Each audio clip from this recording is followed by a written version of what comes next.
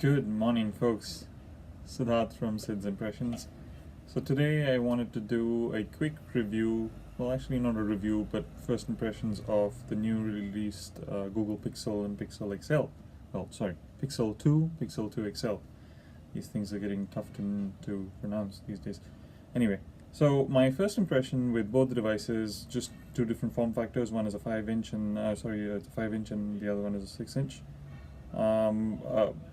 Hardware in terms of build quality, again, not impressed. I'm sorry, but the Samsung Galaxy S8 and the S8 Plus and the Note 8, in terms of the Android devices, the OnePlus 5, all these devices seem way better in terms of the build quality compared to the Pixel devices. For some reason, just the Pixel build quality doesn't feel like a premium device that you want to own. On the other end of the spectrum, the iPhone 8, 8 Plus and the iPhone X or the iPhone 10, far superior in build quality. So in terms of the hardware, in terms of the look and feel, not impressed. But I'm willing to give it a chance only because of the specs and the capabilities that they've built in. And one of the biggest wins that Google has, or the biggest reason why people would switch over or stay with Google, is the complete ecosystem that they've built around their products and suite of services, especially with Google Home and the voice assistant.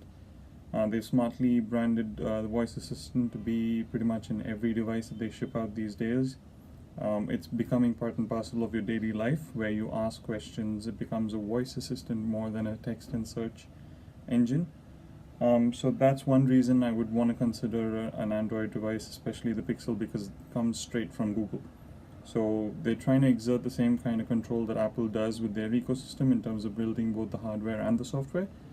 They've been pretty unsuccessful in their efforts so far. I don't know numbers to actually say whether Pixel was a hit or a success or a failure. But I don't think it's a success as much as the Samsung Galaxy series or the Apple iPhones. But they're pretty serious about the hardware. They've been doing a lot of things in the past. They actually bought over Motorola for $12+ billion and then sold that unit to Lenovo for about 2.9 or somewhere of that sorts. So Google is wanted to be in the hardware space pretty unsuccessfully so far. Let's see if the Pixel 2 actually turns it around for them. In terms of the specs, like I mentioned, the Pixel 2 is a 5-inch device. The Pixel 2 XL is a 6-inch device. Pretty impressive specs, I must say.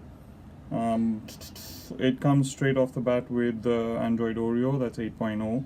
That's the most recent or the latest in terms of their OS. It's an always-on display. Has a 12.2 megapixel rear camera and a 8 megapixel front camera. It's got the latest processor in terms of the Qualcomm Snapdragon 835.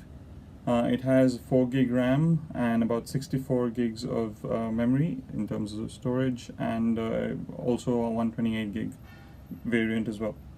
The colors that you can get them on are jet black, or actually it's called just black, clearly white, and kind of blue. Yes, yeah. The battery is a 2700 milliamp hour battery, and the Pixel 2 XL has a 3520 milliamp hour battery. So pretty substantial in terms of battery, and I've heard that in 15 minutes of charge, because of fast charging, you can actually get up to 7 hours of usage. And that's a big win. Quick charge is something that a lot of Android players are actually touting as one of their best features, and I believe that being a good feature to have. Any phone that can charge in 15 minutes and give you 7 hours of usage, that's a win. That's true.